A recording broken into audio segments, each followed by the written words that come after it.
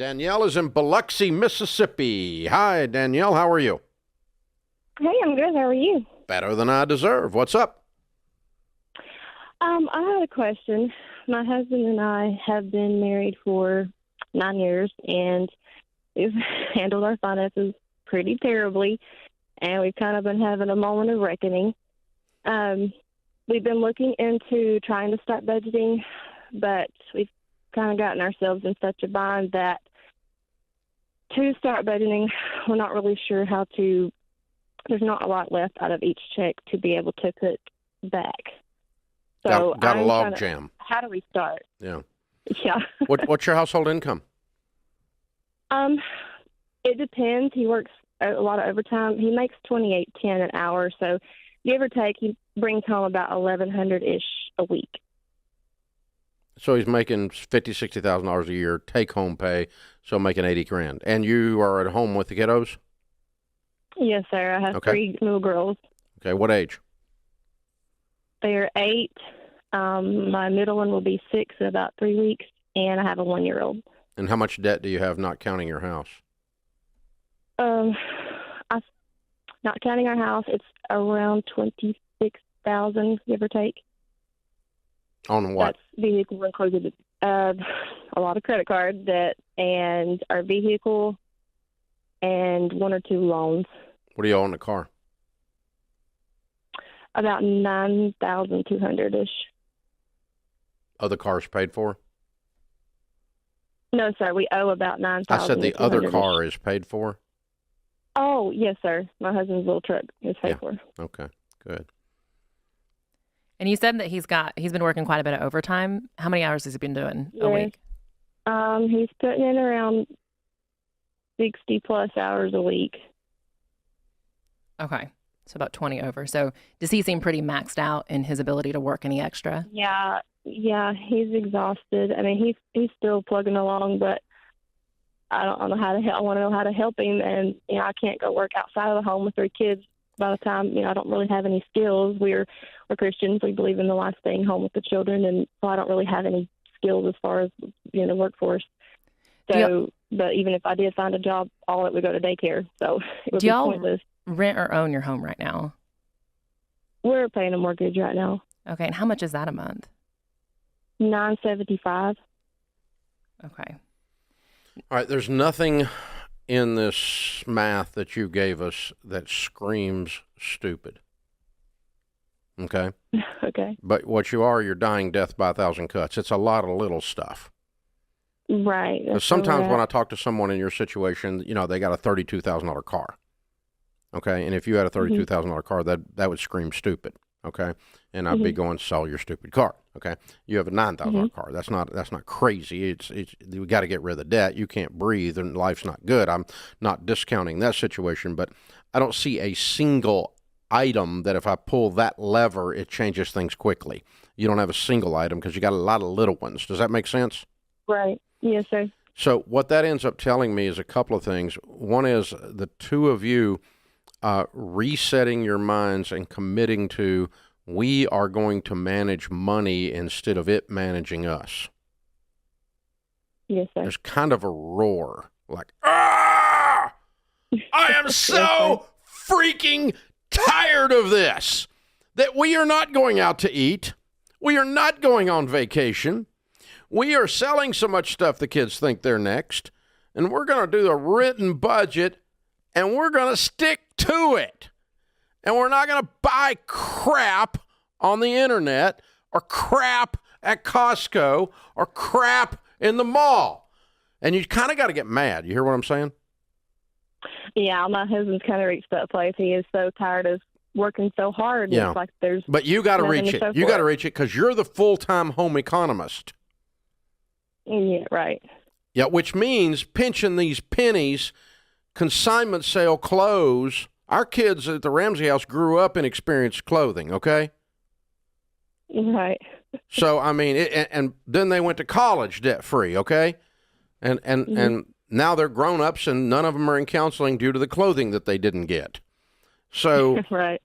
so, I mean, the stuff that we all do in America, and Danielle, you are not doing anything dramatically stupid, but you're doing a lot of little tiny stupid things that are killing y'all. Right. That's exactly right. And that's going to be where you can give your husband a back rub by saying, I'm going to be the coupon queen. I'm going to cook from scratch and save money. I'm not going to whine about going out to eat or going on vacation or whatever. And we're going to start punching this stuff in the face, and I'm emotionally going to carry 60% of this this crusade that your family's getting ready to go on to get your life back. Right. Because your credit card debt was just when you got disorganized, sloppy, and lazy. Yes, it was the worst thing we ever did was to get a credit card. Yep, but I mean, it's just, you did not do a single thing with credit cards that was silly. You did lots of little things. Right. And by the way, that makes you kind of normal, but normal sucks. We don't want to be normal anymore. It's not fun. Right. All right. No, So it's not. then he's going to be more energized because he's going to start seeing traction from his hard work, and he can work 70 instead of 60 for a short period of time. Because right now he thinks he's going to have to do this his whole life, and I'm saying he's going to have to do this for 2 years. I can do anything for 2 years, but I can't do it for 20. Right. And so right now he feels like a rat in a wheel because he's working all the time and getting nowhere. Right. But if we're working all the time and we're making traction and we got rid of that credit card, then we got rid of that credit card, then we got rid of that credit card, and now we got the car off. And God, think about what it'd be like to have no payments but a house payment around your place. It'd be wonderful. Yeah. I mean, Lord Jesus, this would be fun. This would be good. Well, and Danielle, if you Definitely. want to work, if you want to contribute financially, I wouldn't write off your ability, to figure that out. There's a lot of moms who watch an extra kid or two in order to get a little extra income. So, I mean, Dog walk for the neighbor. I mean, and involve the kids in it. You can do all kinds of crap that's 20 and 30 bucks an hour, and do 10 of those things a week, and never be away from your kids. You can do all that while they're at school. So you're perfect. We think people like you are awesome because you are ready. That's why I'm excited for you. That's where all this volume's coming from. So you hold on. We're going to put you through Financial Peace University, you and your husband. It's a 9-lesson class. You hang on. We're going to pay for it. And I want you to call me back, and when you're scared and when you're beat up and when you don't know what to do, we're going to cheer you on. And then when you finally make it, we're going to do a debt-free scream together. Lonnie is in Oahu, Hawaii. Hey, Lonnie, how are you? I am great. Dave, thank you so much for taking my call. Sure. What's up? Okay, so this is a tax question. So my husband and I started doing our taxes online, and it turned out that we showed that we are going to have to owe federal and state about $1,400 in federal, $700 in state, and we do not have the funds at all to be able to pay those what we owe, and so just trying to get some suggestion on what you think we should do, how we should pay it. We're on baby step number 1 only. So we looked at the options of either doing the payment plan, but that, of course, comes with fees and interest and penalties, or trying to extend. What is your household income? So it's only my husband working. So our household income is about $38,000. Okay. All right. So, you're at home tight. with the kids or what? Yes, I'm at home. Okay. With our young. Yeah, we just have one. He's working 40 hours. Yep. Okay. All right. And, okay, the first thing is this. When you cannot pay your taxes, you file your tax return anyway, because there's also a failure to file penalty that is in addition to the failure to pay penalty. It doesn't keep you from having a penalty, it just lowers the amount of penalty by filing on time. So on or before April 15th, I would wait until right at April 15th to file. Between now and then, I'm going to sell everything in sight. We need a big garage sale. We need to figure out what else we can sell, what we can put on Craigslist or whatever it is, and we need to start moving some stuff out of there. The second thing we need to do is your husband needs to start doing some kind of extra work at night, delivering pizzas or whatever, to make some extra money really, really, really fast. Now, do you have your $1,000? We actually did. We had it, but then we're actually traveling for my husband's work, and so we hit a hard place, and we actually had to use it so we could eat. But we're trying to work back on putting it back in there. How did you hit a hard place traveling for your husband's work? Okay, because we're living out of a hotel, and I guess our trying to eat out of a hotel, since we don't have a kitchen and trying to cook and stay on a budget, it's been kind of hard to feed three of us.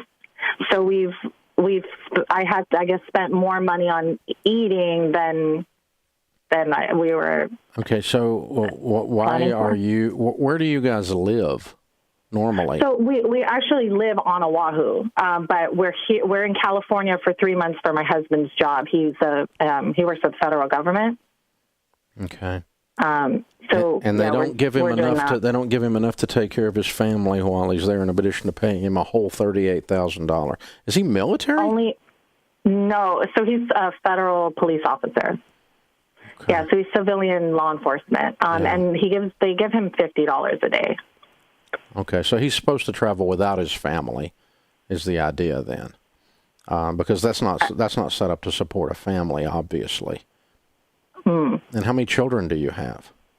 Just one. She's 3. Okay. All right. Yeah, being away for work for 3 months is really, really difficult from a family. Yeah, that's the little hard part, too, is the fact that, there's more I want to do, but just because we're here. I mean, we will be back on Oahu at the end of this month. So I'm planning on hitting the ground running, of course, selling everything I can possibly think of. Yeah. Also, my husband, I found out... Oh, sorry. Can he work security on his off-duty hours legally? He says it's a conflict of interest with his job if he works another kind of. Well, it's not for a regular police officer. They do it all the time legally, but I don't know what the federal what branch he's in or what they've done with him here. But so, all right. The point is, we've got to get your income up. If he's only working 40 hours, he can pick up some kind of extra income doing something, somewhere, somehow, because I want you to pay this tax bill super, super, super fast. Okay. And that way you don't even get on a payment plan. Should we stop putting money into the emergency fund just to focus on paying off the IRS? Well, yeah, you need to get $1,000. You're in a dadgum hotel, so yeah, you need to get your $1,000 back, and then but 1 month of delivering pizzas on the side when he gets home, and this is paid. Okay. But he's every night, but he's got to get his income up, and you guys got to get on a written budget, and you don't accidentally end up in a hard place. You all made the decision, and I don't know that I blame you. Being away for 3 months from your kid is a tough thing. I get that, but you all made the decision to move into a situation you couldn't afford when you made the decision to go to California with him. So the hard place didn't happen to you. You caused it. And that's what you've got to do, is look at that and go, we can't do that. And I can't be away from him for 3 months. He needs a different job. Or we've got to talk to his supervisor about, I got to put my family up if we're going to go over there for 3 months. Or we're going to pay this price and pretend like we're a military family and he's on deployment for 3 months and we're going to suck it up. But you can't just wander over there and go, oh, we're broke. Surprise, $50 a day won't feed a family. That's not a surprise in California. It's not a shock. So that's the kind of stuff you got to get your head around. And I'm not fussing at you. I'm saying one of the things that happens when people start handling money well is they decide to happen to their money instead of their money happening to them. And that's my concern with our conversation. It feels like this is all happening to you, that somehow it's not in your control, and it's all in your control. It's all your decisions. Now, from this point forward, you got to have that point. Now, you may be there till the end of the month. It may be a tough month, and then we start hard when we get back to Oahu. That'll be fine. Sell everything in sight, take 2 jobs. You guys go crazy, and let's get these taxes paid, and then let's get moving and get through the rest of these debts, and then begin to address his long-term income potential and your household income potential.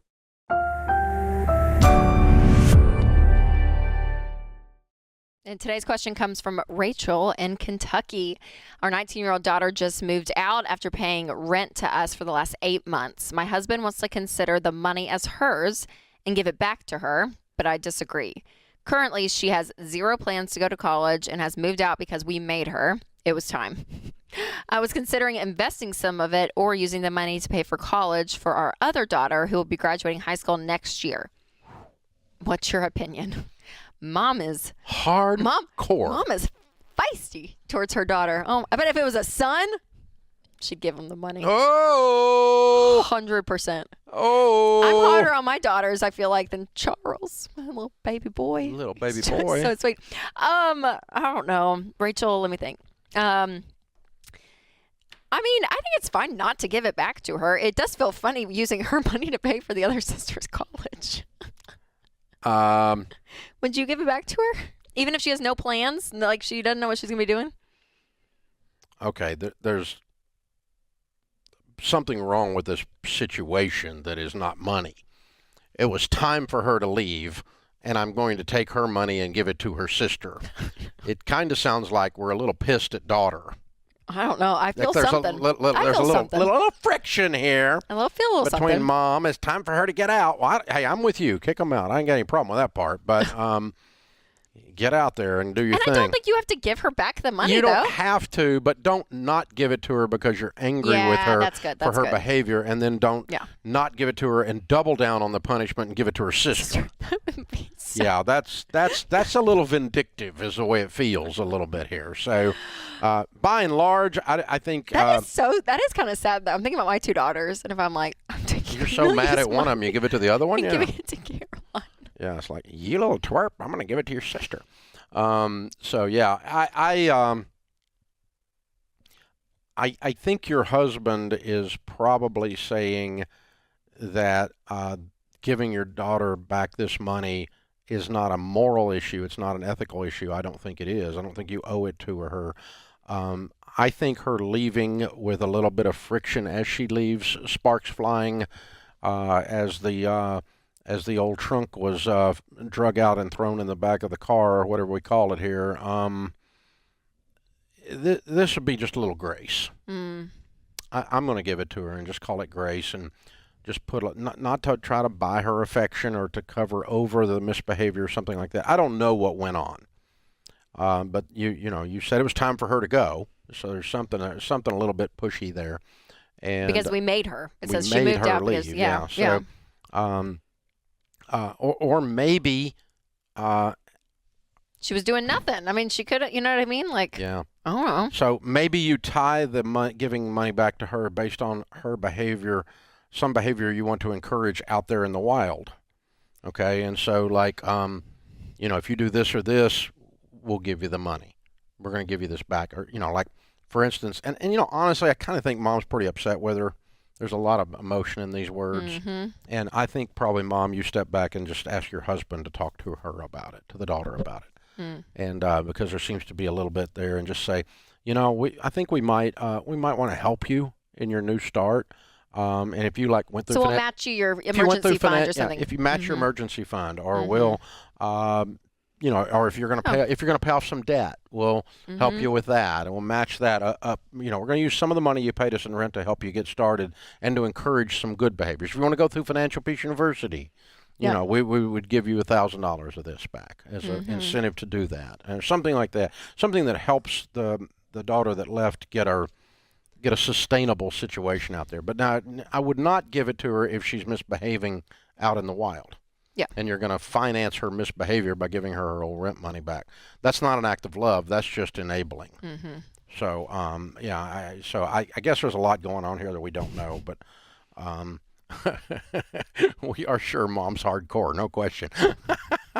And I like her. That's great.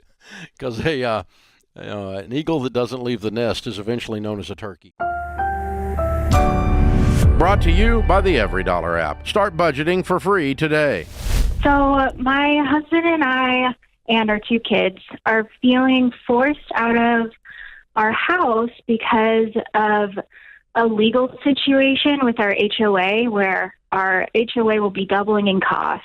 And if we sell our house, we're wondering if we should use the equity to pay off our remaining debts, or if we should put it all towards a new down payment since the interest rate is much higher now than when we originally bought. Wow. What is your HOA fee now? $400, And it's going to $800. probably $750. Wow. Probably, but hasn't happened yet. Nope. So Who sued the HOA? basically, the HOA sued the construction company because some of the townhomes in our neighborhood have major damage, but the HOA just lost. And so now they are responsible for repairing the foundations and roofs of the damaged homes. Wow. That doesn't sound right.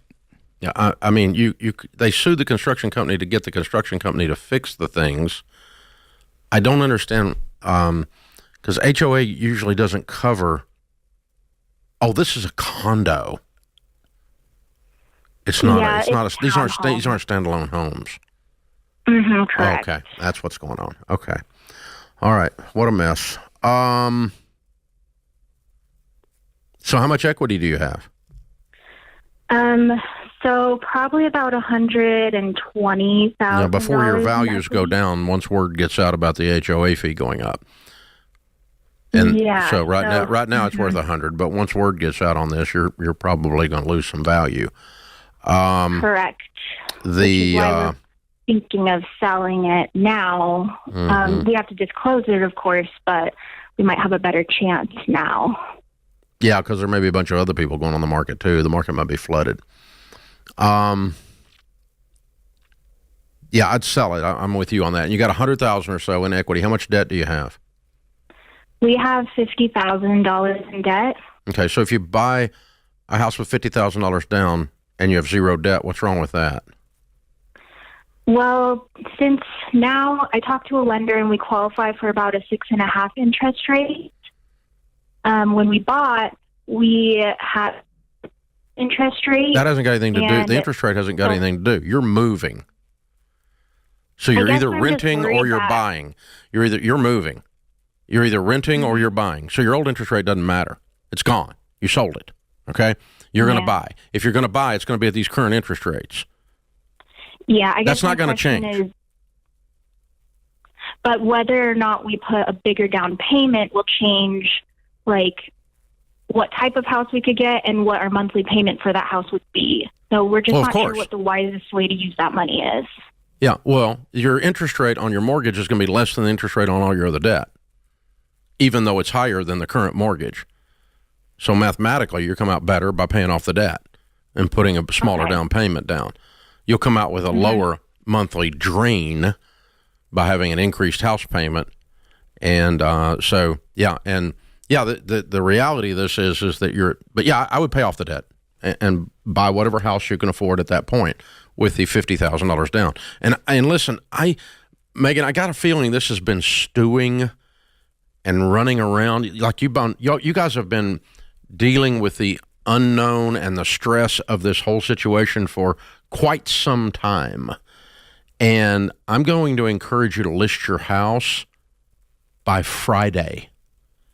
No more wringing your hands, no more worrying, no more wondering.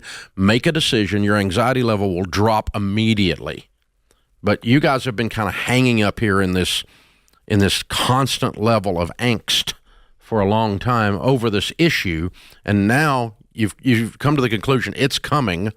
So act on it, and you will see your angst drop. Do you agree with that? Yeah, and to clarify what you were saying, so let's say she had a 2.9% interest rate. Now it's going to be 6.5%. So maybe her monthly payment, I'm making up numbers here, was $2,000 a month, and it's going to go to again, making it up, $3,000 a month. No, it's not that much. But what you're saying is, so yeah, it's $2,700. What you're saying is paying off all the debt, all the car notes, everything. You're going to end up paying off $1,000 a monthly.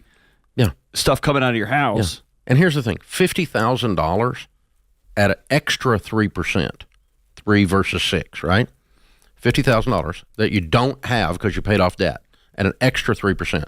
3 times 5 is $1,500 a year. This whole discussion's over $100 a month. Yeah. Difference. Yeah. That's it.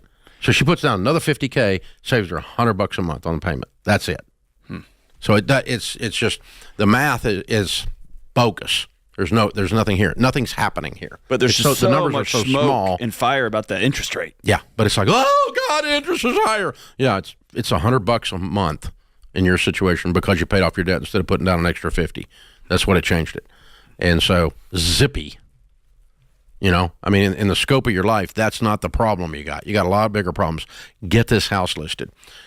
So, John, talk about the idea that when there is that the unknown or the sitting on the fence on an unmade decision is more stressful than a hard made decision. Yeah, I think it goes back to that illusion that we sold people for 150 years that mental health was getting all the right thoughts in the right order.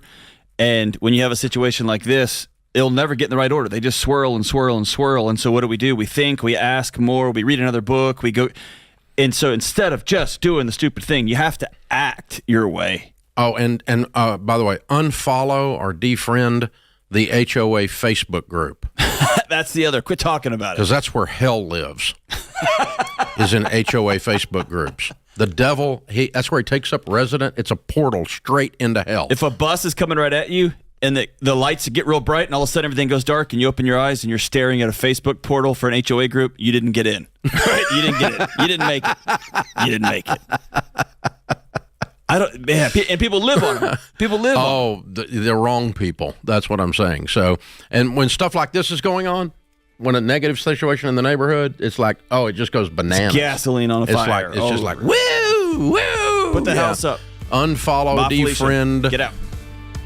Get away from that stuff and put your house on the market and sell it and get out of Dodge now. Create your free every dollar budget today, the simplest way to budget for your life. Aaron is in San Diego. Hi, Aaron. How are you? I'm okay. A little stressed. How are you, Dave? Better than I deserve. What's up? All right. Ultimately, I'm just trying to figure out if I should if my wife and I should sell her vehicle. Mm-hmm. So we are in baby step 2. We have $160,000 left of debt. Last month we started your program. We were at $201,000. Oh, you're moving fast then. What's your household income? Yeah. We right now gross is $120,000, and so we take home about $8,000 a month. Gotcha. And what is what's the debt on? So I printed out my every dollar budget. I have 36 in credit cards. Between my wife and I, we have $39,000 combined in student loans. Her car is $33,000 left. I have a personal loan for $14,000 to my dad. He loaned me $10,000 to get out of my truck that I was upside down in last month, which was why the big decrease of going from 201 to 160. Mm-hmm. And then we also owe $38,000. It's a HERO loan, which is we financed our solar system and HVAC system through our mortgage. Oh, Lord. I know. Okay. Man, you guys borrowed on everything. Yeah, our house payment is $3,500 a month. Yeah. And my wife runs a in-home daycare at our home. Okay. Well, there's 2 rules of thumb I use on a car to answer your original question. Rule of thumb number 1 is the total of your vehicle should not equal more than half your annual income, the total value of your vehicles. Okay. And they don't. You don't violate that one. The second question is, can I be debt-free, everything but the house, in 2 years and keep the car if it's less than half the annual income? The answer to that is no, which means you do need to sell the car. If the car was $3,000 in debt, it wouldn't move the needle on 160, but I would sell the car. The other problem you've got is you have a ridiculously high house payment, and given your take-home pay, and so you've got that other stress.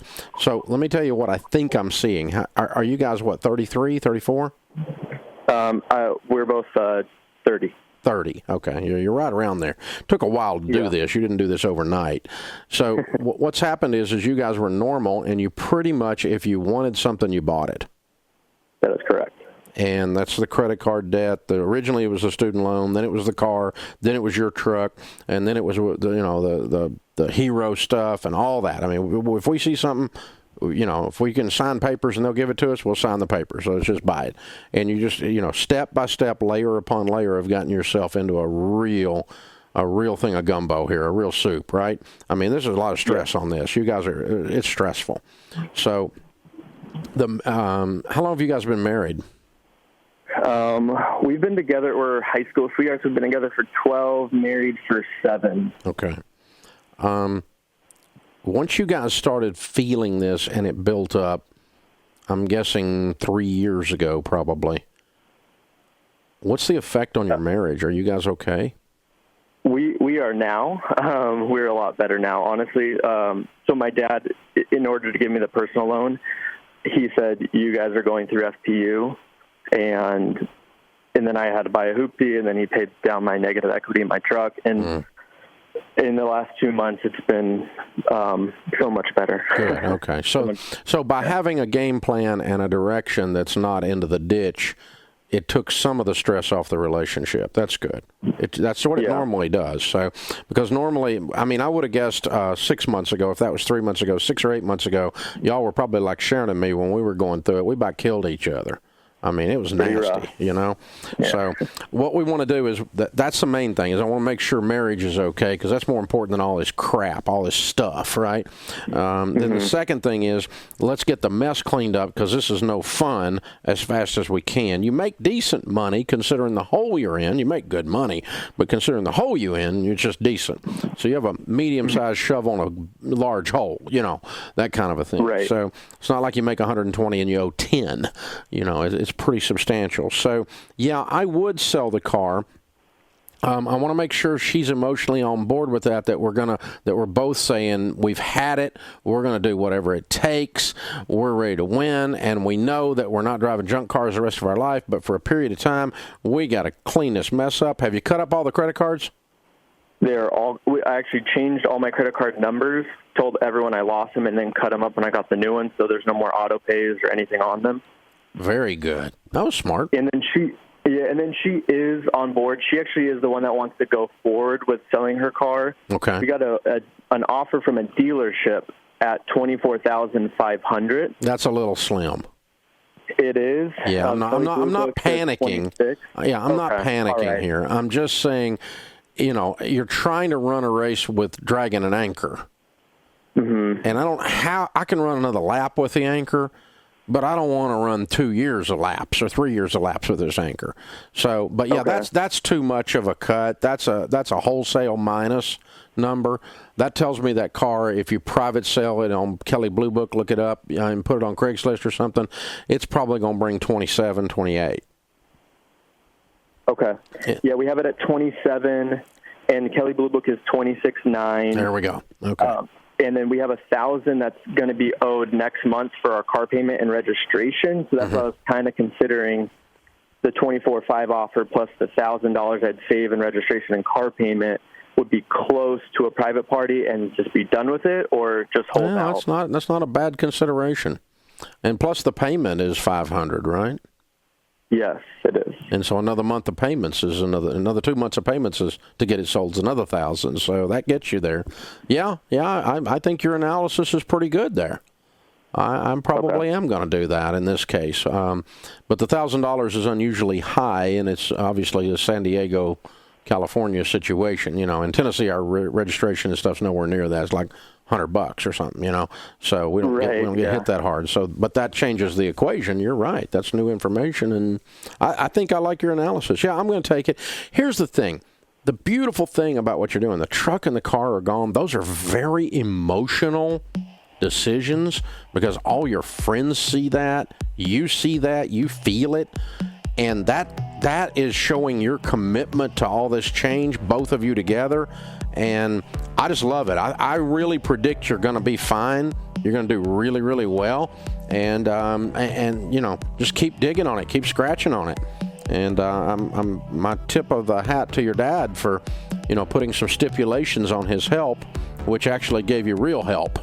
That's very cool. Financial Peace University is turning it around for you guys. You got this, Aaron. It's going to be a tough 2 years, and then you're going to be back in the green again. You're going to be okay. Hey, if I can help you more, you call me anytime.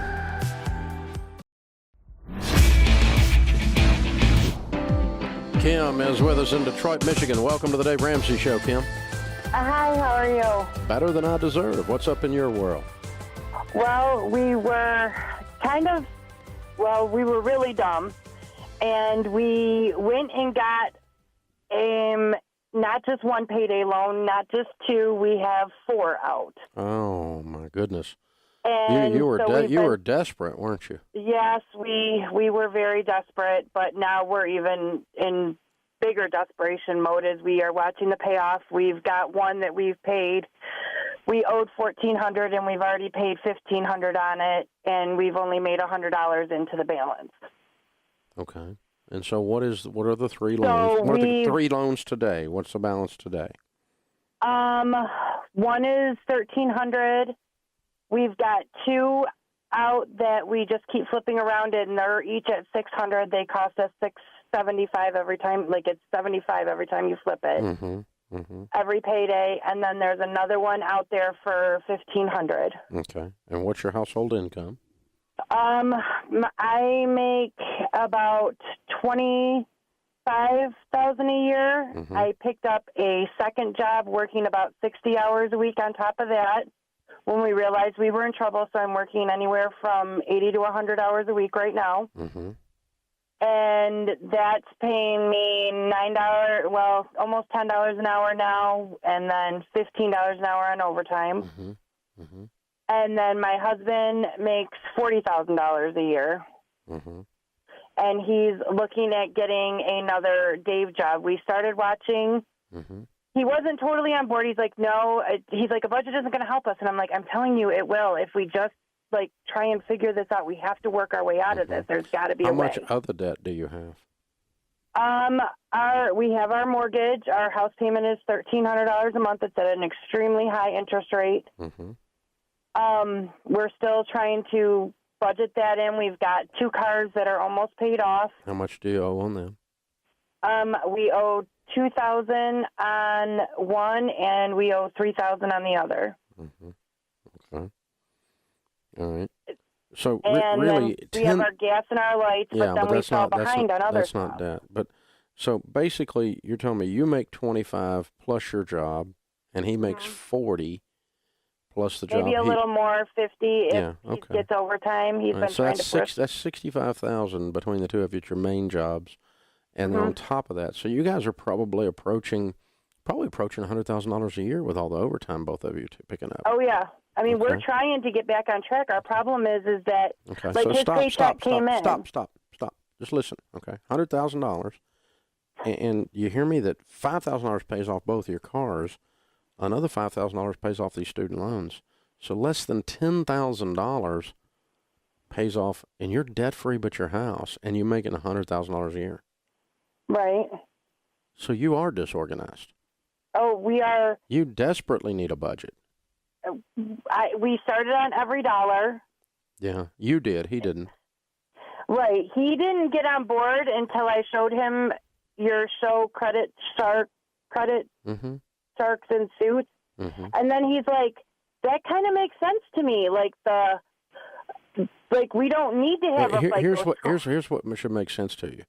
100,000 versus 10,000. That says to me you should not have this pain. Right. It's that simple.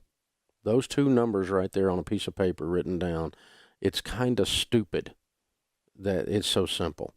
And so you guys have got to get organized. The two of you have to sit down and put all of your income in one pile and buy the food, buy the lights and water, pay the house payment, clear these $600 payday lenders, clear the $1,300, then clear the $1,500, then clear the $2,000 car, then clear the $3,000 car. You should be debt-free by fall. Okay. I mean, think about it. We have the problem that we've seen is like his check came in and we still lose, like his take home was on this last payday, say $1,400. Mm-hmm. We lost 2 of those payday loans because they come directly out of our checking account. We have since had them shut down. We went to the bank and said, do not let them take any more out of our checks. And by the time he did everything, we lost close to $650 of that just in those. None of that's the point. The point is you make $100,000 a year and you only need 10. Okay. 10 cleans up not just the payday loans, it cleans up everything. If I wrote you a check for $10,000, your life would change completely for about 10 minutes if you don't get organized and get yourself on a detailed plan where every dollar of income has an assignment before the month begins. Every dollar has an assignment before the month begins. You guys can do this. This is very doable for you. And if you don't clean it up, if you call me up and you're making $25,000, when you said that, I thought maybe that was your only income for a minute. But by the time we end up working through your whole income, now you got control. You stop those guys from cleaning out your check. That's a good thing. You stop this from happening and that from happening. That's a good thing. But let's get this budget going and stop your 401ks. I don't know what's being withheld over at work, being taken out of your checks at work. Stop all of that. You guys desperately need to get this organized and get focused, because $2,500 a month out of $8,000 a month should be going towards these debts, and in 4 months you would be debt-free completely. Give or take the payday loans, so we'll say 5 months. But by Christmas, easy, you are debt-free completely. And that's what you've got to do, kiddo. Hey guys, thanks for watching. If you enjoyed this video, click the subscribe button to get the latest content and check out these other great clips from the show.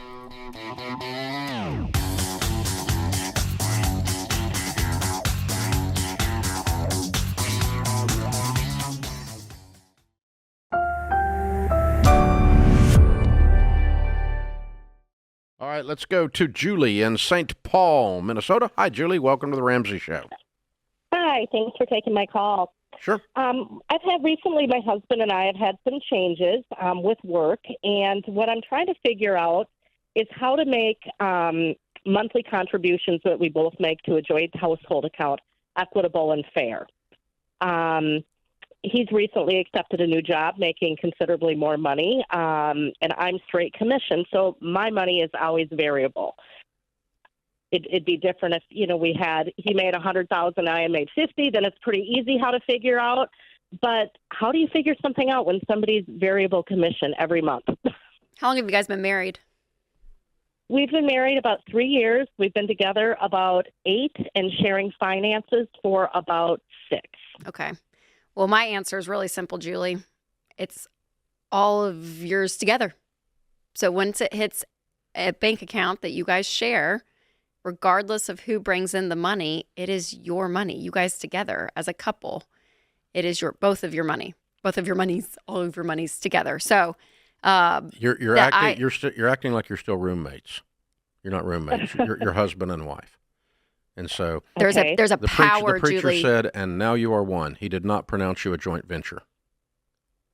There is power, and power in combining finances, combining checking accounts, working out of the same pot, regardless of who brings in the money, that together you're a team. And even studies recently, there's been like 2 or 3 recently coming out talking about even the satisfaction, the marriage satisfaction and joy is higher with couples that see themselves as one when it comes to money.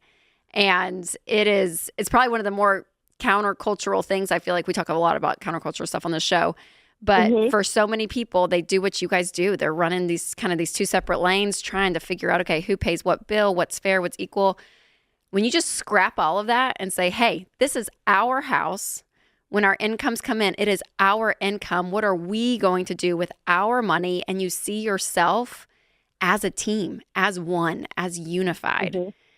And my thing is, I'm like, if you can share a bed, you can share a bank account. You guys are married. You are one. You are together. Now, in your budget, you have a line item that's a Julie line item, and you have money to go and spend and enjoy, and that's great. You know, I have a Rachel line item, and I can go buy us sweaters and new pair of jeans, and I'm not having to like text him every time, right? We have a certain amount of money that I get to spend every month, a certain amount of money he spends. So there's still a level of, you have money to spend, but that's agreed upon, that amount together. And so something changes, Julie, I'm telling you. You both have power. Not just tactically, things change when you combine accounts, but emotionally, the unity that's created, you start to see yourselves as one, and you win faster financially when you do that. You work together, you communicate. There's so many pros. I'm telling you, so many pros that come out so much data to back this up, by the way. Of working together. It sounds devastatingly old-fashioned, though, doesn't it? A little bit, yeah, when you've been very independent for the majority of your life. Yeah. Yes, exactly. It's different. Wanting to contribute equally, too, but not always sometimes not but getting it kind of the problem is when you're doing it your way, it almost feels like if you're not putting in more, your vote doesn't count as much. And it does. You have equal votes in the marriage. Equal votes on whether we buy a house, equal votes on whatever's. If you don't believe me, visit divorce court. They'll give both of you an equal vote, right? The law says that exactly. even. The law says that. So here's an interesting extreme, okay? My wife Sharon left the workplace of her own choice when my oldest daughter, Rachel's older sister, was born. And Denise is, 30-something years old, right? So for 30-something years, Sharon has not had an income. And yet Sharon has a great income because we have a great income. We own a house. Now, we do at our house still say that's your car because it's the one she drives more than me. And it's the one with the dent from hitting the garage door. But, I said that out loud. But, yeah, that's your car. This is my car. But they're our cars. It's our vacation. It's our retirement. It's our money. And we are going to design a life we want to live together. We both have a vote. She has the same vote I have, and she brings nothing of income to the equation.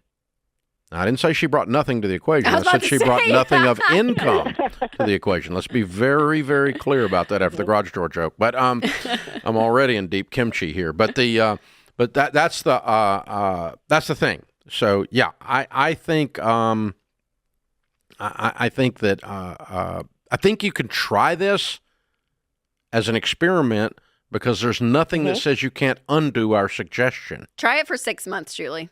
Between now and summer. Combine accounts and change your language when you do. Our, not yours and mine. Okay. Our, and see if you don't notice some subtle shifts with that communication in your relationship.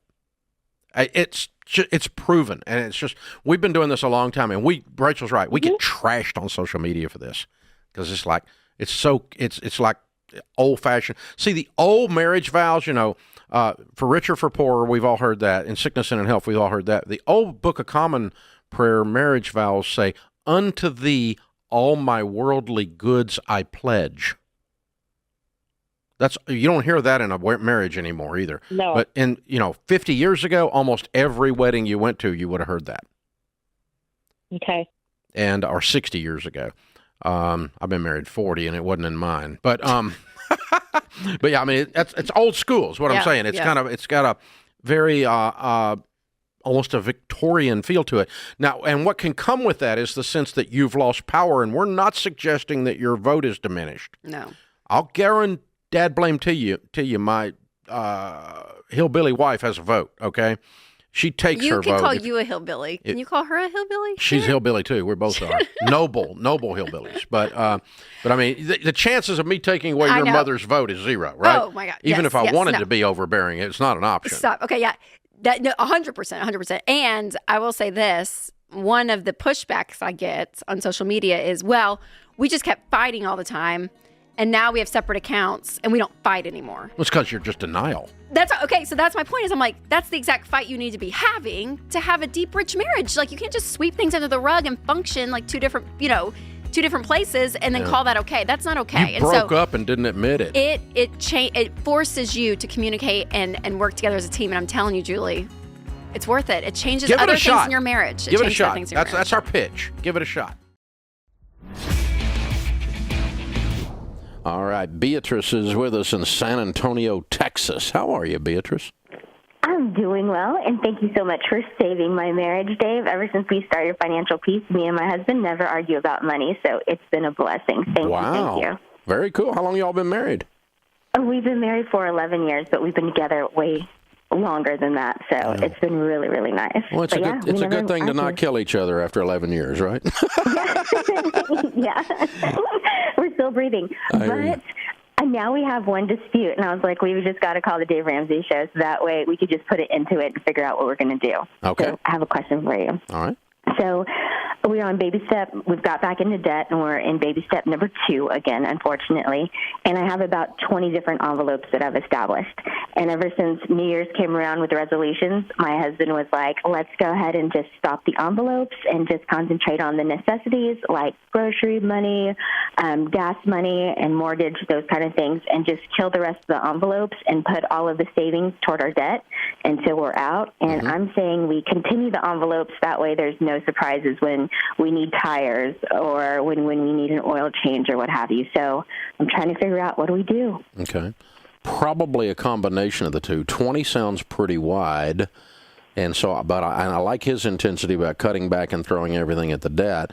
But you're making a solid case for you need to be ready for tires, okay? So I would not cut out, for instance, your car repair envelope. I wouldn't overfund it. I wouldn't want $10,000 in there, but you're going to have car repairs, and if it carries month to month a little bit in it, that's okay. That's not a bad thing. So if you're talking about oil change or car tires, that's a car repair envelope, right? Mm-hmm. Yeah. Okay. So, I don't know how you got to 20, though. What is it? What all these things you're saving for? Okay, so like contacts and glasses for me and the kids, home funds when we need pest control, prescriptions, doctor bills, kids funds whenever there's photos or they need new shoes or what have you, tires, Christmas savings, oil changes and maintenance, licenses and taxes. You have a different envelope insurance. for oil changes than you have for tires? Yes. Mm-hmm. Okay, you've got this split too thin. You're going to drive yourself crazy. That's called car repairs. Why do your kids' shoes have their own envelope? Well, it's just kids' funds, in general. Kids' shoes are called clothing. Mm-hmm. Yes, that's one envelope. But just kids' funds for whenever they need the school pictures or if they need I don't know, miscellaneous kids stuff like the school pictures or field trips or whatever. That's a reasonable thing. That's not something you cut out. But you probably need to combine some of these envelopes and put the shoes in the clothing envelope, and let's start having a breakdown for that. At this stage of the game, I'm probably not having a Christmas envelope today, but I probably would start one somewhere down about August or September to get ready for Christmas, because in the meantime, I want you tearing into this debt. Okay. So you've done a really good thing because you've gotten very intentional. The two of you are talking about money. You're communicating and not killing each other. This is a good thing. So all of these things are proper. You're doing everything right. And the normal process is as you get better and better about budgeting and using the envelopes, you use less and less and less of them. 30 years later, we have 3. Wow. 3. That's all we have, 3 envelopes. Everything else we do with the budget and the debit card. Okay, but Sharon has a clothing envelope. We have a food envelope. And I can't even think what the other one, entertainment, I think, is the other one. But a lot of everything else we do, we just use the debit card because we've gotten in the rhythm of the budget for 30 years. Wow. Okay, so it's gotten smaller and smaller and smaller, but there are still things. You see Sharon at the grocery store, she still pulls out that Rachel Cruz designer envelope purse thingy that Rachel sells, and Sharon liked the new one, so she's got that, and that's what you'll see come out, and you'll see her paying for cash for her groceries. But if I take Sharon out on a date night at a nice restaurant, it's probably going to be a debit card nowadays. But at the start, we had a different restaurant envelope and a food envelope. So the way you're starting is the right way to start. But just to tell you that over time, as you get better at this, you're going to use fewer and fewer and fewer. And today, I would go ahead and combine a few of these you're talking about and probably think about one or two that you can empty and catch up later to get on this debt, like your husband is suggesting. You guys are going to win, I can tell. This is the Dave Ramsey Show. Brenda's with us in Phoenix, Arizona. Hi, Brenda. How are you? Hi there, Mr. Ramsey. Thank you for taking my call. Sure. What's up in your world? Well, we're in a big mess. I just started listening to you maybe about a couple months. I read your book, The Money Makeover. And my question is, I have a lot of people tell me I should just do bankruptcy, and I don't want to go that route. And I've been listening to you, so I want to see if where am I at. I have baby step one. I got my $1,000 saved. Okay. How much debt do you have? I have a home equity from 6 years ago, $100,000. Mm-hmm. 6 years ago. Is it? You still have the home? No, we lost the home, but the home equity we got the 100 to buy the second home, which we lost both homes 6 years ago. Okay. So you owe $100,000 on that, and have you been paying on that? No, we. How long has it been in default? It's 6 years. You've not paid on it in 6 years? No. Okay. What else? I have a $40,000 medical from 2 years ago. Mm-hmm. And haven't paid on it in 2 years? Nope, nothing. And I got $18,000 in credit cards. And that they are in collections now. So for the last 6 years, we have not done anything. Okay. Have you been paying on the credit cards? When was the last time you paid on them? I haven't paid on them probably for the last 5 years. Okay. And I do have two credit cards who are suing me. Mm-hmm. Or they're sending me papers getting sued. Wait a minute. They're sending. Wait a minute. They actually sent you lawsuit papers or a letter saying they were going to sue you? They're from a law firm. That doesn't matter. Was it an actual lawsuit on court documents that said you had a court date? Yes. It was? Yes. When was the court date? We didn't go. When was the... They were from last year. Oh, okay. And how much are those two cards?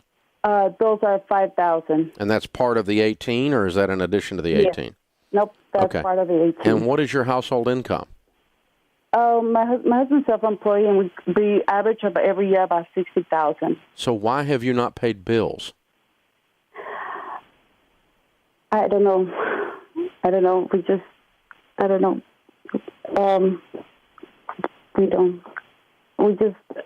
I don't know. We kind of just hide under and didn't take care of it. Mm-hmm. And now we've been renting since we lost our home. So, yeah. I would like to move on and, Yeah. Well, I mean, filing a bankruptcy would clear this $158,000 in debt, okay? Yes. That it looks like you've got. It would clear that. A Chapter 7 would clear that. I'm not sure you're going to qualify for a Chapter 7. The means test might throw you into a Chapter 13, which would cause you to pay payments into bankruptcy for 5 years. Is his income steady at 65, or is he starting to increase his income? It goes up and down. Are you working outside the home? Now I'm at the position I can work. My kids are going to school, and I'm able to get a job, in the mornings. His job is weird, so different hours, different schedules. So I'm the only one who can run the kids around. Mm-hmm. Mm-hmm. So I'm considering getting a job. Good, good. Yeah, you need to add some income. If you can add $20,000-$30,000 income to this situation, it changes everything. Yeah. Okay, so here's the thing. If we add up all that debt and say it's $158,000, $160,000 worth of debt, it is very, very old debt. By and large, they have given up on it. Even the one that sued you isn't doing anything with the lawsuit. They just took a judgment against you, but they're not doing anything with it. Meaning they've not come and garnished your wages. They've not come and tried to take money out of your bank account or anything like that. So, they're not being that aggressive or proactive. I mean, they're probably calling you occasionally, some of them in Raising Cain, but they're not actually doing anything. You follow me? Yeah, yes. And the debt has probably been sold. And if it's been sold, a lot of it's been sold to debt buyers, and they buy that at around a nickel on the dollar. 5 cents on the dollar. Okay? $50 for $1,000. You follow me? Which means that if you made them an offer of 10 or 15 cents on the dollar, you could clear all this debt. And it would take a lot of work to contact each one of them, negotiate with them, get them to accept that. But eventually you could work your way through this for around 10 or 15 cents on the dollar. Okay. I know the home equity did send me an offer last year for $25,000. See, that's a quarter on the dollar. They're already close. But you don't have $25,000, so you'd have to save up the money to make them an offer. They're going to be the hardest one. So you'd have to save up. You need a lump sum in your bank account, and then you call them and go, I have $15,000 cash I will give you today if you will settle this. And they'll take it. Okay. They'll take it. But they're not going to take it easy. They're going to whine and try to negotiate, try to get more, go back and forth. And the same is true with these others. So that tells us that it would take you 2 years of hard work and saving and negotiating and fighting and scrapping and arguing with these people and getting it all in writing, all these different accounts, okay? It's a lot of administrative work for you. But if you did that for 2 years, you can clear this debt for somewhere around $25,000 total. Okay. And you save up a little bit, clear one. Save up a little bit, clear one. Save up a little bit, clear one. And the last one is the home equity loan, and you save up $15,000, and boom, you knock it out. Okay, that's your alternative to bankruptcy, or you can file bankruptcy. Either one. But I think you can work through it, but you really have a lot of work ahead of you to work through it. But I think you can do that. You're broke, you don't have any money. As you save up money, you call and negotiate with them. Now, if you're going to go that route, make sure any settlement you agree to, that they agree to, before you give them any money. 2 things you have to remember. Get it in writing and never an electronic access on your checking account. Always in writing, and don't let them have access to your checking account. And don't give them any information about where your husband works or where you bank or anything like that. You have to stay in the distance in the fog and negotiate with them. This is the Dave Ramsey Show. Hey guys, thanks for watching. If you enjoyed this video, click the subscribe button to get the latest content and check out these other great clips from the show.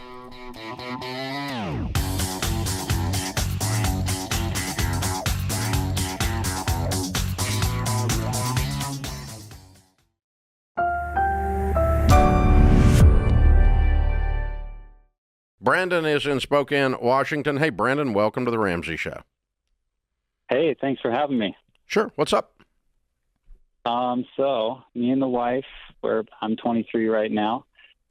We just got finished up with baby step 3, so we got our 6-month emergency fund. Way to go. We don't have any kids or anything. We're just trying to figure out, where do we go from here? Do we start saving for a house? I know we are kind of enjoying some money right now. I'm just curious if we stay gazelle intense and save up all we can for a down payment, or what do we do?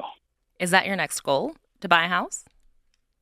I believe so. We're hoping, we hope to have a kiddo here sometime in the future, and just trying to, want to prepare ourselves for the future. So, Well, that's great. Well, we would call that baby step 3B, where you save up your down payment for your house. We don't want you to stay there forever. But I mean, if that is a goal and you're wanting to bring the baby home into a house that you own, then go ahead and start saving in that.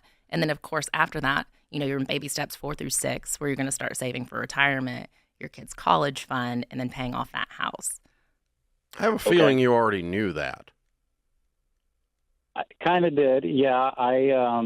Like after baby step 3 would be baby step 4. You knew that. Yes. Yeah. We're just, enjoying a little bit of the money, and that's twice you've said that. So you're spending everything now. Not quite. We got $18,000 put away into our 6-month emergency fund. Well, that's your emergency fund. And now if you want a house, you're going to have to quit enjoying so much. Yeah. If new goal, be intentional. Don't just kind of wander off into stupid land again. You just visited there, and you don't want to live there. That's why you walked your way out. Don't go back. So stay very intentional, very focused. Keep on the game plan. Yes, you can enjoy your money a little bit. We don't have to go down to beans and rice and beans. You're past that now, but you do need to be intentional. And I have no money past my emergency fund 3 years from now because I've been enjoying my money is not a plan. Brought to you by the EveryDollar app. Start budgeting for free today. Yeah, so I have a spouse that we just got married maybe 4 or 5 months ago, and he's super financially irresponsible. You're just finding that out, or you kind of knew it before? I'm really kind of just finding it, the brevity of it out, how deeply rooted it is. What's that mean? Tell us what that looks like. Well, here's a couple of examples. So he's behind on his child support because the job that he had was a contract job. And so they'll contract for a few months and then they'll be without work for a few months. Well, then he got another contract job and he got into a dispute with the guy there and ended up losing it. So his child support is in like arrears, and he could even, like, if they found out, I guess he could go to jail. I don't know what the process is for child support not being paid on time, but that's just like one thing. So when it comes to like the money, when he gets paid, he wants to go get his hair done or me to get my hair done. And I'm like, okay, we need to sacrifice this little bit of money so that we can actually take it and start paying off debts. Like, he also has a car that's in his mom's name that's out for repossession. And so he, he tries to keep it hidden so it doesn't get repossessed. And like, it's just okay, like so the little things. How long did you guys date before you were married 4 months ago? Not very long at all. We kind of met and then we just got married like a very short period of time afterwards. And how old are you two? I'm 41. He's 52. Ooh, that makes it worse. Sounds like a story of two 20-year-olds. Mm-hmm. I know, really it does. Okay. And so it's like you didn't know all of this, and now that you're living together, it's starting to be revealed what's really going on. So when you sit down and talk about it, how does it go? He gets angry about it. For example, he just started this new job and he wanted to buy a shirt because his shirts from the job hadn't came through yet. And I'm like, well, let's get the cheapest shirt when we were at Walmart. Mm-hmm. And he's like, well, I want to get this shirt because it's better than this one or whatever, which was a little bit more. And I'm like, well, get the cheaper one till you get, the one from the job. So every little bit of money that you can save and not spend matters. Mm-hmm. He's like, why do you got to always argue with me? Why you guys got to make a scene? And I'm like, I wasn't making a scene. It's like he always refutes everything I say. He gets angry. You don't have a money problem, darling. Meet EveryDollar budgeters Christy and Steve. Their life is chaotic, but their money is simple because they budget with EveryDollar. Budgeting with the spreadsheet took a ton of time. But now with EveryDollar, I can do a budget in 5 minutes. And tracking purchases is just as simple. It's so freeing to know exactly where your money is going. It just takes that stress out of the day-to-day life. You got this, Hannigan family. EveryDollar. Create your free account today. You don't have a money problem, darling. You got a husband problem. Mm-hmm. Mm. And there's part of this. Here's a piece of advice. When you're arguing in Walmart, right, over a shirt, we know the marriage is in trouble. Yes. Mm-hmm. But a piece of advice that you might try, because I don't, you still gotta try here for a minute. Oh yeah, yeah. A piece of advice is not having this conversation in the moment. Like not having the conversation in the moment that the bad behavior is taking place, but setting aside a time that has nothing to do, nothing's happened. You just say, hey, let's go get breakfast. Like it's just a normal thing that you're going to do. And then you say, here's some of the things I've been thinking about. And as much as you can put it towards you, here's what I'm thinking about. I'd really like to feel a little bit more peace financially. Some of the things I've been thinking about, right? And it's not saying you're spending too much on this, your child support's due, you're, irresponsible. Not that you've been saying that, but that's clearly the way he's feeling it, even though he is irresponsible. I'm with you. But how can we have that conversation in a way that possibly he could receive it? And I'm not guaranteeing you that he will receive it, but that's a better... The hope that you've got is you guys, the Bible has a phrase that says, where there is no vision, the people perish. The people perish, yes. And what happens is you don't have a vision for your marriage and you don't have a vision for your financial future that you're aligned on. And so if you're up above the problem, looking at the ideas and saying, okay, we want to not be in repo. We want to be able to buy a shirt and not think about it. We want to be able to retire with dignity. We want to be able to pay our bills and not have financial stress. We want these are our vision things. Okay, then what does those vision then lead us to? What principles do we need to implement? Well, we need to sacrifice, and we need to live on less than we make, and we need to be on a written plan. And in order to accomplish the principles, the vision that we've agreed to. Instead, you guys are down in the ditch fighting about a Walmart shirt. Right, and it's not just Walmart shirts. I know, darling, but that's a metaphor for this whole thing. Right. No, I got you. And so if the two of you can't rise up above what is your functioning, I'm not sure you are personally, but the stories you've told me, we got married in 30 seconds, and the way you've addressed these things and the way he's behaving, all of these are indicators of immaturity. And at least in those moments, you were immature. Short-term thinkers, not long-term thinkers. That's what maturity is. And so, and that's a lack of vision. And I'm not saying you are that person. I'm saying in those moments you were. I might have been immature this weekend, okay? So I'm not saying it's a momentary thing. But if he is, as a category, financially irresponsible and immature, that's a large problem. The only way you're going to fix that is for the two of you to get above that and have a long-term thing that we're willing to build together towards. If you can't accomplish that by the two of you talking about it above the problem, not talking about the symptoms, let's get above the problem. And if you can't get that, then you probably need to sit down with a good marriage counselor, and I kind of think you probably do. I think so too. Yeah. Yeah, like she said, I've actually said, let's schedule some time to talk about it, and he kind of brushes it off or gets really adamant about and angry and yelling and stuff. Well, he feels really threatened. Yeah, and exposed. And he has a car.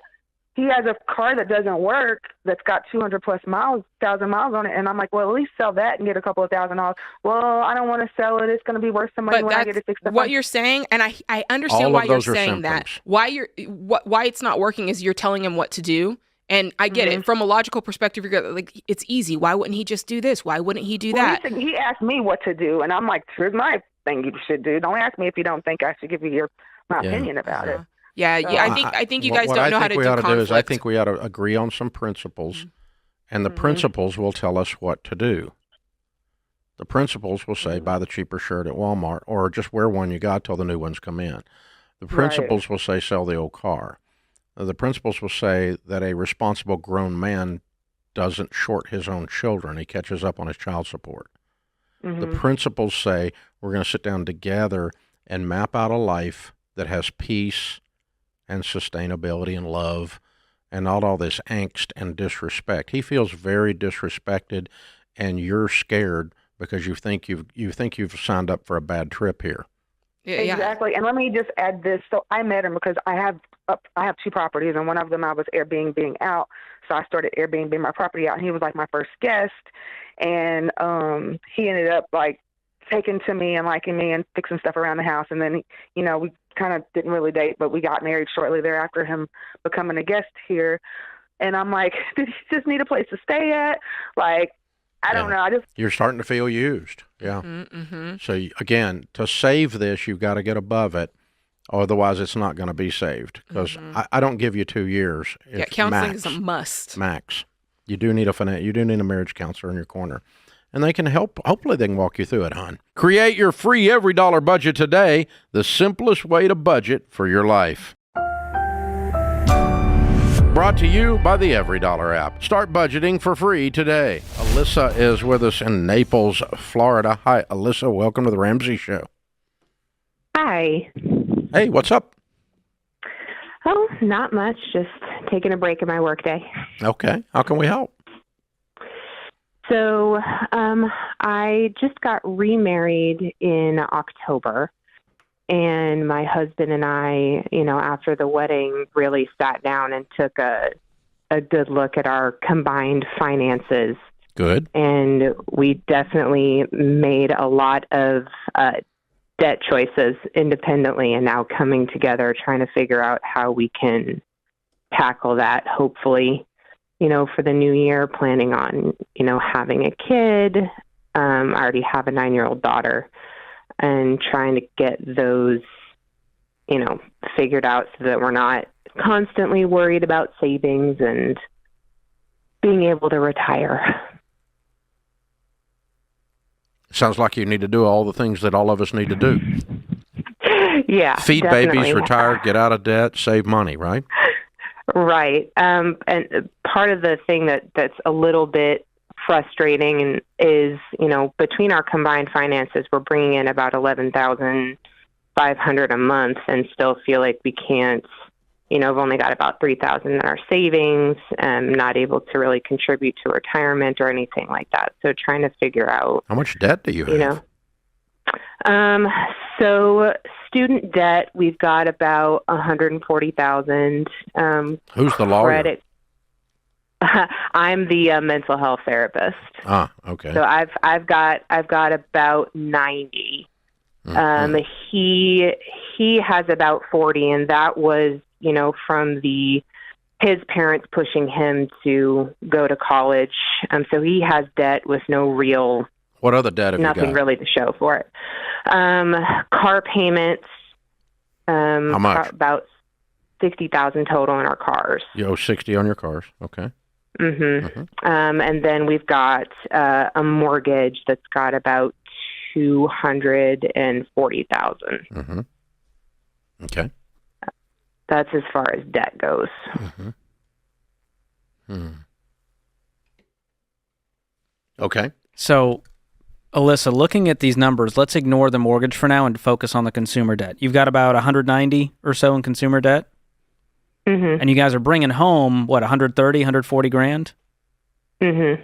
And so this becomes a great math equation where we go, how much margin can we create every month to throw at that smallest debt?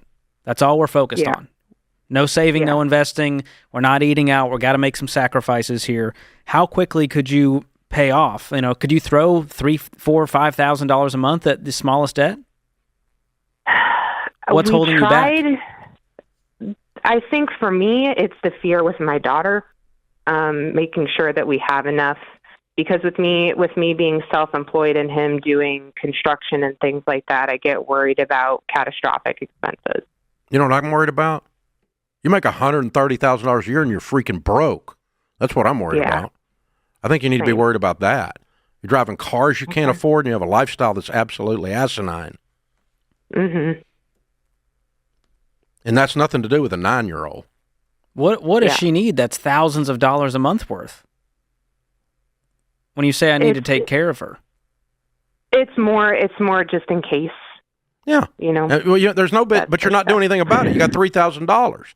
So that's a complete red herring. That's absolutely, you're doing nothing about that except creating anxiety.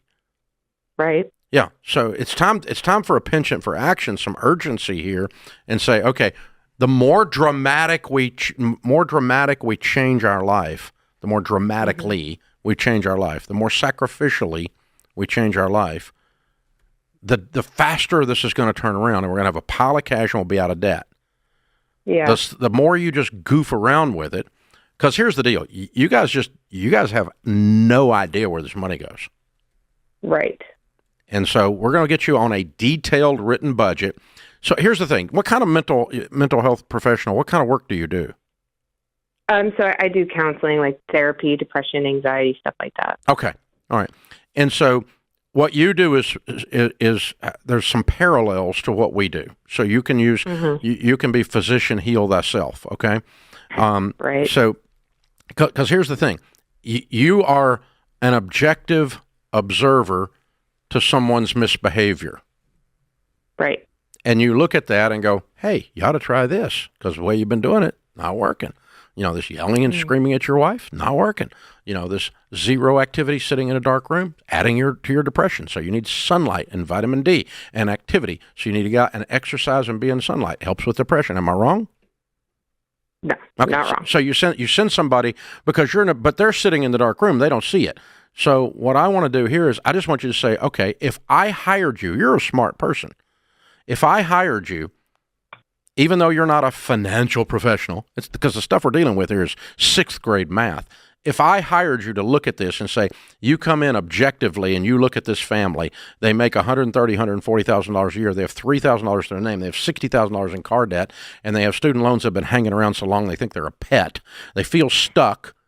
You could objectively look in from the outside like you do every day and look at this the way George and I are looking at it right now going, these people need to tighten things up. They need to sell a car or two. They're not going on vacation because they're broke. And if they're sick and tired of being sick and tired, you'll change your process. And if you look at this objectively from the outside, I can see in a 3-minute radio conversation with you, I can see $40,000 or $50,000 a year here that you could throw at this, and you'd be out of debt in no time. But it's going to mean you're driving different cars, you're not going on vacation, you're not eating out. And it's not going to be comfortable for a while until you set some new grooves in your brain. Yeah. So we definitely already decided on completely cutting out vacations. Okay. We've had like huge conversations, with family of like, even like big family cruise and just saying, sorry, we can't do it. You're going to learn to say no a whole lot. Yeah, you're going to say no so you can say yes. The way we say it is you live like no one else so that later you can live and give like no one else. So if I were prescribing to you from the outside looking in, the way I'm asking you to do for yourself, I could look at these numbers and say these people have a really tough 2.5 years ahead of them so that they have an awesome life the rest of their life. Yeah. And it's worth it, and it works. Because it is just math. It's just 6th grade math. But it has to do with controlling the angry little boy or little girl that lives inside of each of us and making that little person who throws a fit on the cereal aisle and wants Fruity Pebbles, no. Because that little kid, he rises up, I want a new car. I deserve. I mean, I have a master's degree. I deserve a good car. No, you don't. You're freaking broke. You deserve freedom, not this life of stress. And the math does give me hope in the situation. Oh, yeah. You make 11.5. The beautiful part about your story is, Alyssa, you have the income. And the parallel would be if you were sitting with a patient who is master's degreed in something, they have the intellect to adjust their mental behaviors, to adjust their mental health with behavior shifts. With directions you can give them. They have the capacity. You didn't call me up making $30,000 with these numbers. Thank God. You call me up making $130,000 with these numbers. Yeah. So you can do this, and the correlation is very simple. The deeper you cut, the more sacrificial and weird you are, and it's going to feel very strange for the first 90 days, and then it'll get to be a normal rhythm. But the deeper you cut, the faster you're out. By the way, that works for all of you. The deeper you cut, the faster you're out. And I'm a rip the Band-Aid off guy. Yeah. This pull it off one hair at a time thing. No, thank you. That's a lot of pain. That's why you like to amputate the Tahoe. Just do the big stuff, knock it out. It's a stupid car. You'll get another one later. Stupid car. There's more Tahoes. I got a lot of stupid cars now. And, but I didn't used to. I mean, it's a stupid car. It's a stupid house. It's just stuff. And you can get you some more stuff, but you can't get your life back. Create your free every dollar budget today, the simplest way to budget for your life.